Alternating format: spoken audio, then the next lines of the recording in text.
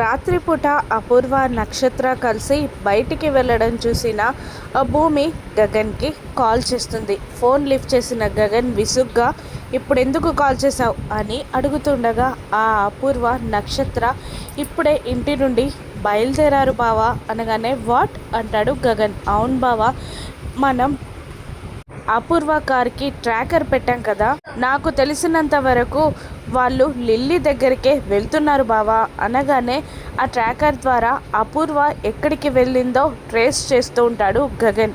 నాకు తెలిసి ఆ లిల్లీ దగ్గరికే వెళ్ళింది బావా అని మళ్ళీ అంటూ ఉండగా సరే నువ్వు నేను ఇద్దరం కలిసి వెళ్ళి ఆ లిల్లీని తీసుకొద్దాం అని అంటూ వీళ్ళిద్దరు కూడా మరో కారులో బయలుదేరుతారు. మరోవైపు లిల్లీకి అక్కడున్న రౌడీలు భోజనం పెట్టబోతుండగా వేడి వేడి సాంబార్ని వాళ్ళ ముఖంపై కొట్టి అక్కడి నుండి పారిపోవడానికి డోర్ ఓపెన్ చేస్తుంది లిల్లీ. కానీ అప్పుడే అపూర్వ, నక్షత్ర రావడంతో భయంతో వెనక్కి అడుగులు వేస్తూ ఉంటుంది లిల్లీ.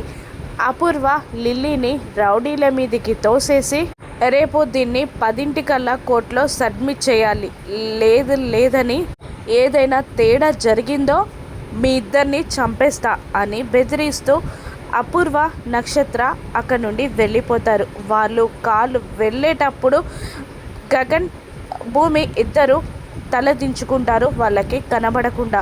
ఆ కారు వెళ్ళిపోయాక భూమి ఇలా అంటుంటుంది గగన్తో, నేను చెప్పానా బావా ఆ లిల్లీ దగ్గరికే వచ్చారు వీళ్ళు, ఆ లిల్లీ ఆ బిల్డింగ్లోనే ఉండుంటుంది అంటుండగా లిల్లీని ఎలా కాపాడాలి అని ప్లాన్ చేస్తూ అటు ఇటు చూస్తూ ఉంటాడు గగన్. ఆ రౌడీల కళ్ళు కప్పి లిల్లీని గగన్, భూమి కాపాడగలరా? కోర్టులో వీళ్ళ తరపున ప్రొడ్యూస్ చేయగలరా? చెర్రీ ఆ కేసు నుండి బయటపడతాడా? రాను నెప్సెస్లో చూద్దాం. Thank you for watching.